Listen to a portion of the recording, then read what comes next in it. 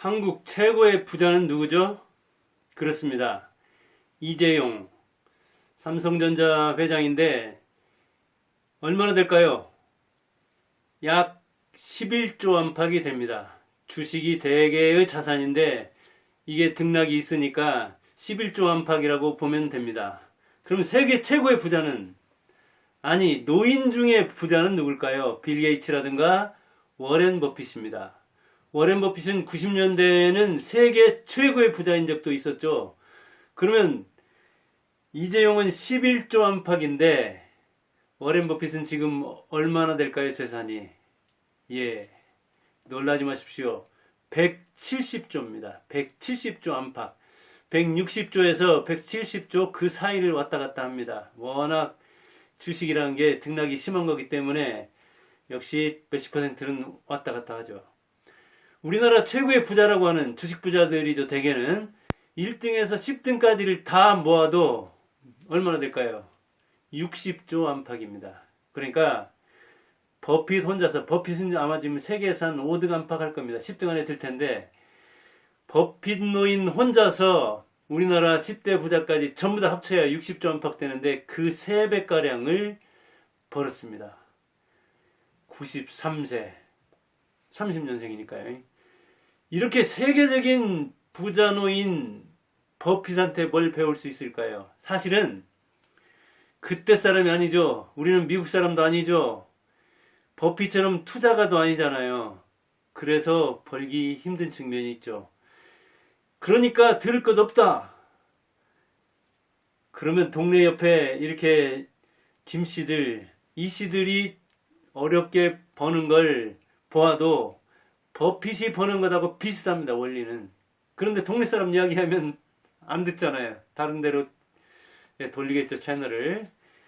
그런데 자기가 살 때가 가장 힘들고, 버핏은 저 미국에 있는 우리나라 최고 부자도 어림도 없는, 최고 부자도 뭐 한 열대 배 이상 앞지르는 그 사람 이야기를 하면 내 이야기하고는 저 먼 나라 이야기로 생각할 수 있겠죠. 그리고 옛날보다 지금은 더 어렵다 그렇게 말하겠죠. 그러나 어떤 면에서는 옛날보다 지금이 더 쉬운 측면도 있는 겁니다.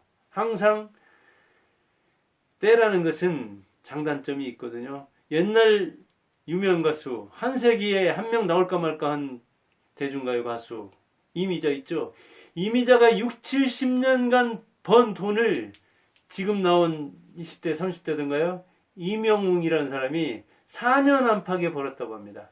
50년 못 번 이 뭐랄까 대한민국의 트로트의 여왕 그렇게 말하는 이미자가 50년 걸려서 못 번 돈을 임영웅은 5년도 안 돼서 벌었다고 합니다. 그러니까 어떤 측면에서는 지금 사람이 더 쉬운 면도 있는 겁니다. 그런데 다 자기가 살 때가 안 좋다고 합니다. 뭐 이태백이네, 뭐 38선이네, 20대도 30대도 못 살겠다고 하죠. 자기가 태어난 때가 항상 말세라고 합니다. 그거는 옛날에도 그랬습니다. 그런데 버핏은 그렇게 생각하지 않았습니다. 나는 행운하다. 왜? 미국에 태어났다. 그리고 좋은 부모 아래서 태어났다. 더 이상 더 좋은 부모를 만날 수 없다. 그렇게 얘기할 정도입니다. 그리고 미국 좋은 부모 아래서 태어난 것을 나는 난소 로또를 타고났다. 자궁 로또를 타고났다. 그렇게 이야기하고 있습니다. 그리고 1930년대에 태어났잖아요. 1930년대라는 것은 이 발전기죠. 저처럼 58년 개띠는 대한민국 발전기에 태어났기 때문에 취업을 해서도 회사에서 비전이 있었고, 그리고 주식이든 부동산이든 투자에서도 희망이 있었던 것은 사실입니다. 왜? 상승 추세에 있을 때는 거기에 편승하기만 해도 부자가 되는 측면도 있잖아요. 그런 차원에서 20대, 30대들의 불만도 상당한 부분 타당성이 있습니다. 이렇게 미국에서 태어났기 때문에 저 아프리카나 책에서도 말하고 있습니다. 스노볼에서. 방글라데시에서 태어난 사람보다는 훨씬 더 꿈을 이룰 공산이 컸다. 맞습니다. 그리고 부모가 얼마나 좋았냐? 그 시대의 주식 중개인이었습니다. 아버지는. 그리고 하원 의원, 공화당 하원 의원을 오래 지낸 사람입니다. 그러니까 정치에도 눈을 떴고 경제에도 눈을 떴고 어느 정도 부자는 자기 선조들 중에 조상들 중에 막대한 부를 축적한 사람은 거부는 없었다고 합니다. 그렇긴 하지만 가풍으로 물려온 것이 있었는데 뭐냐? 번 돈을 다 쓰지는 말아라 하는 가풍이 있었다고 합니다. 그런 시기에 주식 중개인을 하고 하원 의원이었던 아버지 밑에서 자란 것은 세상을 넓게 볼 수 있고, 그리고 10대에 벌써 고등학교 다닐 때 나는 아버지처럼 주식 중개인이 돼야 되지, 증권 중개인이 돼야지 하는 그런 꿈을 품게 만들었다고 합니다. 그렇기는 하지만 정치에 이렇게 입문한 아버지를 두긴 했지만 부자는 없었다. 아버지도 형제들 많았는데 그 형들 옷 물려받고, 그리고 자기도 아버지의 정신이 서린, 꿈과 희망이 서린 책상을 물려받고 있다. 지금도 그렇게 말할까요? 알뜰살뜰하게 검소하게 살고 있죠. 비주류다. 그런데 그런 가풍 속에서, 전략과 어떤 투자 마인드를 가진 가풍 속에서 나도 공부 열심히 해서 투자가 돼야지 하는데 10살, 11살 때부터 투자했다고 하던가요? 그리고 알바도 하고, 그런 전통은 아버지한테 물려받았는데 역시 자식들에게도 그 거부가, 세계적인 거부가, 자식들이 일하지 않으면, 뭔가 요구를 들어주지 않으면 용돈도 안 줬다고 합니다.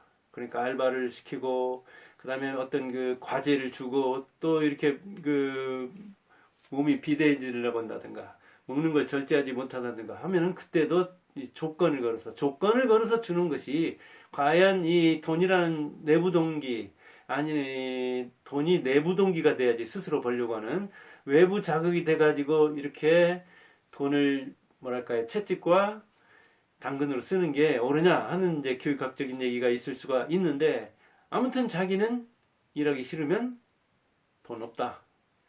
돈은 뭔가 과정을 거친 결과지 그냥 공짜 정신은 없다 하는 의식을 자기도 자기 자식한테 심어줬다고 합니다. 그러면 행운한데 부모 잘 만났는데 선생도 잘 만났냐? 예, 잘 만났어요. 오마하에 살죠. 오마하, 네브래스카 그 주에 있는, 동부 쪽에 있는 주에 있는 대학도, 거기도 그래서 네브래스카 대학을 나오게 되었고, 그리고 오마하에서 지금도 오래 살고 있기 때문에 오마하 현명한 사람, 그렇게 얘기를 할 정도잖아요. 그러면 거기서 고등학교 다니면서 공부는 잘했느냐? 선생도 만나려면 자기가 뭔가 실력을 갖춰야 되잖아요. 공자도 그랬잖아요. 자기가 가르치는데 조건이 있다. 4구석 중에 한 구석을 들면 3구석은 자발적으로 들어올리는 그런 제자 같으면 내가 누구든 가르쳤다. 패백을 받고. 그렇게 얘기했잖아요. 고교 성적은 350명 중에 15등인가 16등 했다고 합니다. 그러니까 5% 안팎에 들었습니다. 공부 잘한 셈이죠. 근데 자기보다 더 잘한 10명 안팎들, 그 사람보다 돈 훨씬 잘 벌었잖아요. 그래서 부자는 원래 공부를 아주 잘하지는 않았는데 사실은 버핏은 공부 잘한 셈입니다. 그래서 동부에 있는 아이비리그로 갈 수도 있었겠지만, 아버지가 그렇게 괜찮은 사람이기도 하지만 그냥 대학은 지방대학에서 다녔습니다. 그 다음 대학원에서 그 유명한 하버드를 갔는데 하버드에서 떨어졌다고 합니다.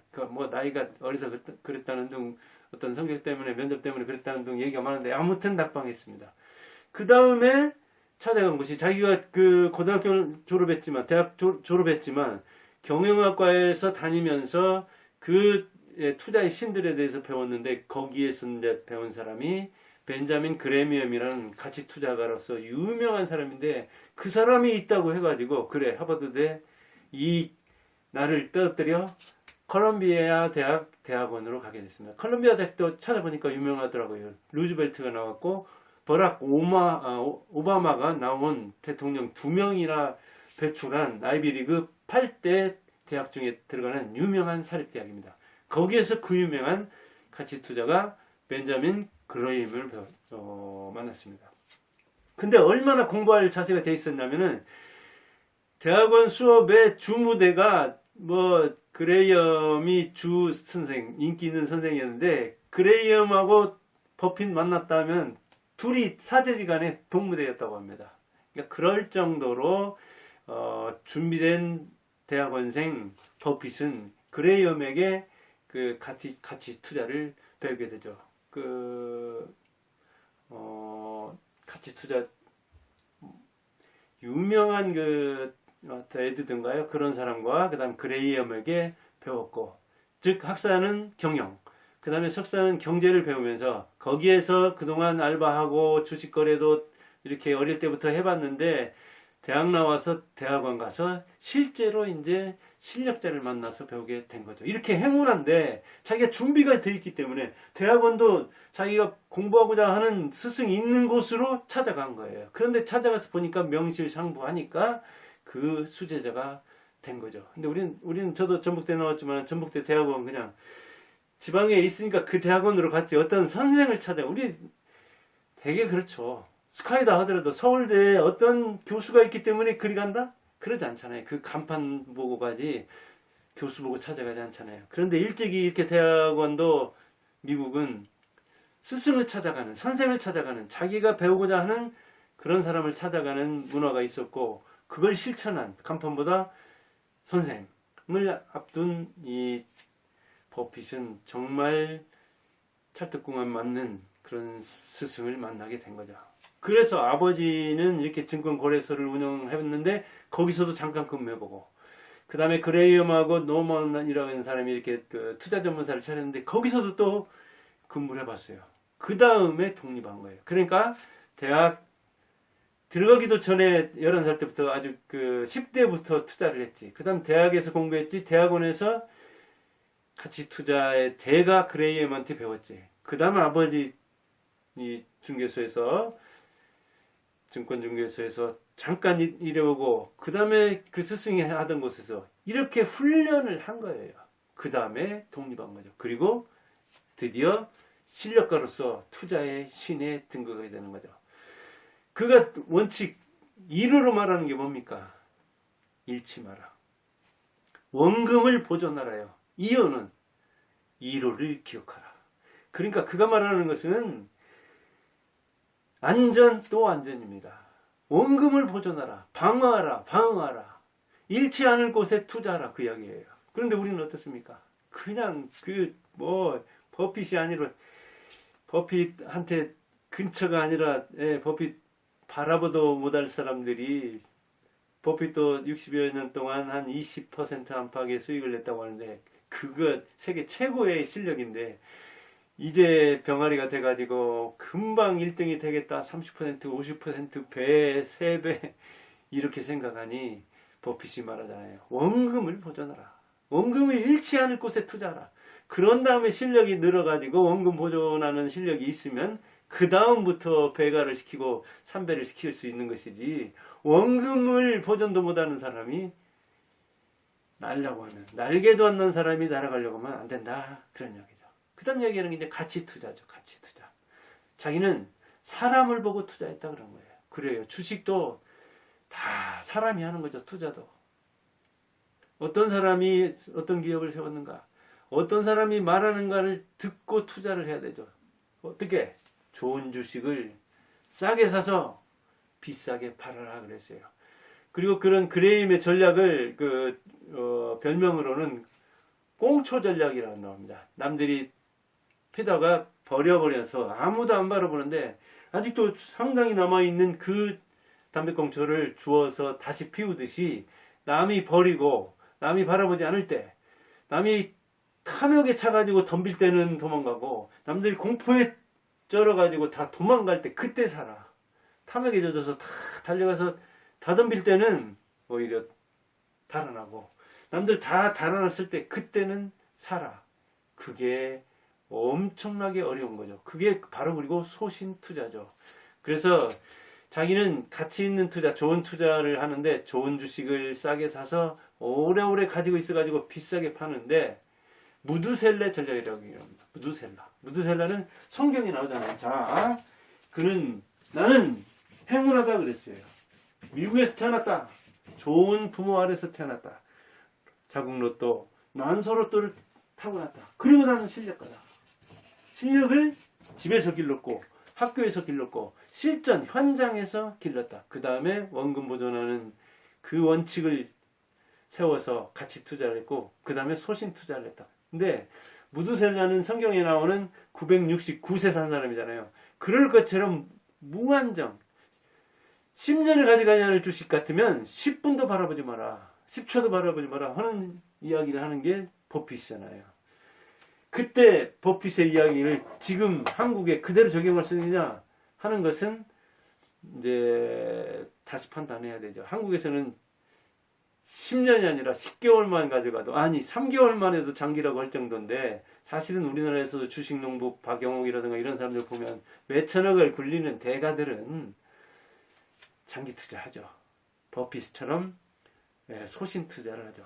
그리고 아주 유명한들 많은데 그가 말한 것 중에 덜 유명한 거 이발사에게 이발 여부를 묻지 말라 그랬어요.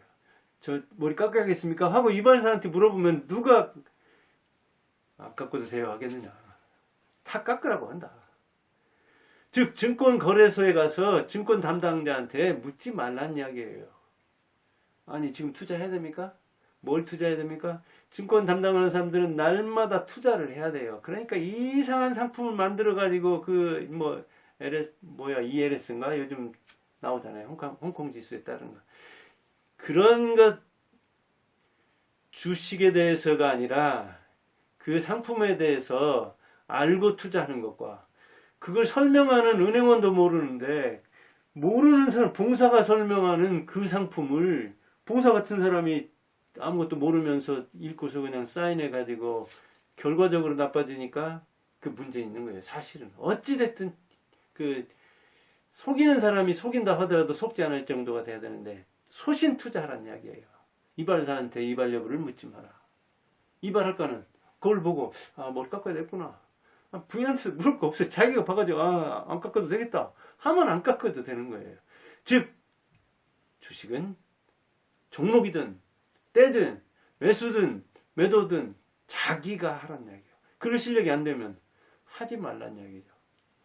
하지 말란 이야기예요. 스스로 판단하고 책임질 능력이 없으면 하지 말란 얘기예요. 그런 차원에서 이야기하면 우리나라 사람들 주식 투자 뭐 1,400만 명이 안에 1,500만 명이 안에 그런 이야기를 하는데 이 버핏의 원칙에 따른다면은 우리나라 사람들이 아마 절반 투자하는 사람들의 절반 이상은 투자하지 말아야 할 거예요. 왜 누구한테 종목 물어봅니까? 왜 팔아야 하는지 사야 하는지 물어봅니까? 그걸 판단할 능력이 없으면 하지 말라는 거거든요. 버핏이 이야기하는. 그 버핏은 그렇게 딴 거예요. 그 정신을 배워야 돼요. 신뢰가와 사업을 해야 하는 거예요. 그리고 아는 것만 투자하라. 모르는 거 투자하지 마라. 그래서 아는 것을 무드셀러처럼 코카콜라, 질렛 이런 거 샀다 하면은 오래 가져가잖아요. 그리고 물어보려면 실력자한테 물어봐라. 그래서 지금 요전에 돌아가셨죠? 찰리 멍거 99세 자기보다 6살이나 많아요. 오마에서 만났어요. 오마 자기 할아버지 그 슈퍼에서 알바하던 사람이에요.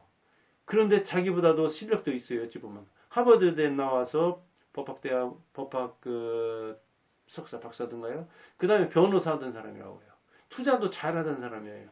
그런데 버핏이 이야기해가지고 같이 일하게 되잖아요. 그래서 그 해서웨이 부회장으로 있다가 얼마 전까지 99세를 일기로 해가지고 돌아가셨잖아요. 이렇게 자기보다도 나이도 많고 학벌도 좋고 가문도 대단해요. 이 찰리 멍거의 아버지도 변호사인 거겠잖아요. 그런 그 똑똑한 사람한테 들어서 뭔가 배울 게 있는 사람한테 이를테면 같이 투자를 하든 동업을 하든 부하로 모시든 그런 사람을 모시라는 거예요. 정주행이 그랬잖아요. 초등학교밖에 안 나왔지만 대학원 석사 박사들 그 쟁쟁한 사람들을 부릴 줄 알아야 되잖아요. 누구 그 비석에도 써 있다고던가요? 자기보다 더 똑똑한 사람을 부리는 사람 여기에 묻히다. 그 누구 묘비명에 생각 안 나는데 그게 중요한 거예요. 카네기든가요 누구든가요. 버핏이 그것을 했잖아요. 자, 오마는 얼마나 먼 곳입니까? 그런데 자기 스스로 사실은 현인이 되었어요. 그리고 홍보의 신이 됐어요. 그것도 독서로서. 뉴욕하고 2000km 안팎 떨어진 오마하에서 인구도 한 35만 밖에 안 되는 데서 그 전화도 통화하기 힘든 그 시대부터 지금까지 사무실에는 한 4~5명 근무하고 자기 책상에는 단말기도 없다고 합니다. 그럼 뭘로? 독서한다고 합니다. 서류로. 일과의 절반 이상을 뭔가를 읽고 독서하는 시간에 보낸다고 합니다. 그래서 찰리 먼거가 가라사대 나와 버핏이 책 읽는 걸 사람들이 알게 된다면 놀랄 것이다. 90대 노인들이 얼마나 지적 호기심에 목말라가지고 그 다양한 독서를 하는지를 알게 된다면 놀랄 것이다. 그렇게 얘기했어요. 그래서 찰리에 대해서 쓴 책도 예전에 제가 그 평전을 읽어봤거든요. 대단하더라고요. 그러니까 그런 지식 근로를 할 만한 사람들이 투자를 하는 거예요.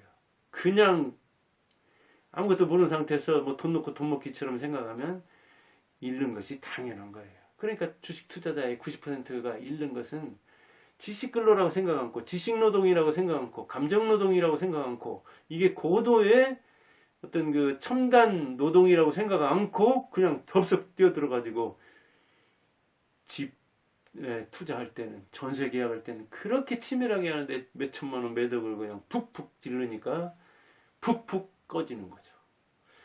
자선가로서 엄청나게 전략가다. 낡은 옷을 입어가지고 언젠가는 이 사교계에 가가지고 막 하는데 뭐 이렇게 팔꿈치가 튀어나오고 무릎이 튀어나오고 헤어진 그 옷을 입고 오니까 사람들하고 이렇게 하려고 하니까 사람들이 꺼리더라는 거예요. 그래서 오죽 하면 부인이 좀 제발 옷 좀 차려입고 사교복은 아니더라도 깔끔하게 좀 그래도 안 들었다는 거예요. 왜? 아까도 자기 아버지도 형들한테 옷 물려받아가지고 그런 게 전통이 됐듯이 그 시대는 가난했으니까 그런데 자기는 부자였으니까 달라져야 되는데 그걸 못 고쳐요. 그래서 정주행도 어때? 골프장 나가는데 그 회장들하고 칠 때도 옷이 떨어지고 옷이 뭐 이거 신발이 떨어지고 뭐 그랬다고 하잖아요. 그래서 떨어지고 뭐 아니 지금 썽썽한데 어쩌냐. 자기가 볼 때는 썽썽한 거예요. 그리고 자기를 위해서는 그렇게 옷을 위해서 옷을 못 사 입는 거예요. 신발을 못 사 입는 거예요. 왜? 그게 골수에 박혀 있기 때문에. 버핏도 그랬습니다. 그래서 60년 뭐 넘게 지금도 집도 거기 살던 거예요. 오마에서 한 3마일 그러니까 뭐 한 4~5km 안팎을 벗어나지 않고 거기서 살았대요. 그러나 또 쓰는 데는 쓰죠. 어디에? 전용기는 제트 전용기가 있다고 하죠. 자기가 쓸 곳, 이 투자하는데 꼭 필요하고 자기가 뭐랄까요, 이른바 감정이 꽂히는 곳에는 그냥 몇백억도 몇천억도 팍팍 쓰는데 아끼는 부분에는 자선가가 되기 위해서 이렇게 옷도 낡은 옷을 입고 그 다음에 검소하게 살고 얼마 전까지 뭐 아무튼 지금도 손수 운전하는 거 모르겠네요. 그 다음에 기부는 2006년에 85%하고 전재산 뭐 거의 전재산을 기부하겠다고 이야기하고 있죠. 빌 게이츠와도 하고 그 다음에 자식들한테는 어떻게 얘기했어요? 자신도 부모들에게 재산 물려받은 거 없다. 지금 형제가 누나는 돌아가셨죠. 그 다음에 누이 동생이 하나 있죠. 여동생이 하나 있는데 그 자기 부모가 유산을 뭐 좀 남기긴 했죠. 그런데 자기는 거의 그 유산 안 하고 아마 누나는 뭐 이렇게 그 투자를 한다고 하다가 이혼도 뭐 한 3번 했나? 그러고 투자한다고 하다가 많이 날렸는가 봐요. 아마 동생이 투자의 대가가 되니까 아마 시기 질투해가지고 그랬는데 그러나 투자해서 굉장히 실패해가지고 그런데 그 부모가 이제 이렇게 한 걸 누나 그거 메워주는 걸로 하고 그냥 공짜 주는 건 없어요. 역시 버핏. 그 다음에 누이 동생한테도 일부 가게 하고 자기는 아마 뭐 그 상속은 거의 안 받다시피 하고 나도 이렇게 안 받았듯이 자녀들한테도 자녀 셋이잖아요. 이남 일녀 한테도 거의 상속. 부인은 이제 사별을 했죠. 사별한 다음에 이제 그 다음에 또 재혼했죠. 아무튼 최소한만 상속하겠다. 그리고 그 상속을 안 하기 위해서 자녀들한테 내가 경제교육을 했다면 유일한 경제교육은 빚은 무섭다. 경제교육 한 가지 있다. 빚지지 마. 빚은 무섭다. 자, 행운아로 태어나서 실력가가 돼가지고 지금은 이제 자선가로 사는데 이 버핏의 일생 자녀들한테 상속 안 해주고 싶은데 자립하라. 빚내서 뭐 하지는 마라. 빚은 무섭다. 유일한 자녀들에 대한 경제교육이라고 합니다. 그리고 자녀들은 나처럼 나와 마찬가지로 상속이 바람직하지 않다는 것을 믿을 것이다. 그리고 상속은 사실은 아이들에게 해로운 것이며 사회적으로도 나쁘다. 반사회적이다. 그렇게 얘기했어요. 즉 자기가 자녀들에게 상속 안 해줄 것을 자녀들도 알고 있을 것이다. 믿고 있을 것이다. 그리고 상속이 자녀들에게 해롭다는 걸 알 것이며 그게 반사회적이라는 것을 알 것이라는 것. 자기가 몸소 그렇게 살았으니까. 입으로만 그렇게 한 게 아니라 발로 보여줬기 때문에 그러니까 말씀 없잖아요. 내가 본 돈 내가 거의 다 기부하겠다. 자선하겠다. 그래서 자녀들도 내나 복지나 사회, 교육 뭐 이런 쪽 분야에 지금 근무하고 있는데 60대, 70대입니다. 지금 큰 아들이 70대든가 60, 70대 안팎 되거든요. 근데 60, 70대 안팎 되는 그 자녀들이 지금까지 그렇게 뭐 살아왔는데 60년, 70년 그렇게 살아왔는데 이제 와서 아버지한테 뭐 달라고 했어요. 아버지도 주겠어요? 철저해요. 아버지는 아버지 이전에 이 투자가입니다. 사업가입니다. 그런 차원에서 버핏에게 배울 점이 있어요. 그때 그 시절에 우리는 태어나지 않았고 그 시절에 사실은 부모 잘 만난 거죠. 대학 나온 것만 해도 굉장히 혜택을 받은 거니까요. 그런데 이렇게 어찌 보면 그 정신이 똑바로 박힌 부자 될만 하니까 부자가 되는 겁니다. 170조를 굴릴만 하니까 그걸 벌어서 사회에 이렇게 환원하는 그런 걸 보면 자녀 키우고 사회에 환원하는 걸 보면 그 돈을 만질만 하니까 주는 겁니다. 우리도 일단 그런 그릇이 돼야 되고 그런 실력을 길러야 됩니다. 근데 거기에는 운도 따른다. 미국에 태어났다는 거. 그때 좋은 부모를 만났다는 거. 30년대 미국이 승승장구하는 우상향하는 그 시대에 태어났다는 거. 그런데 그 시대에 태어난 사람이 전부 다 버핏되지는 않았잖아요.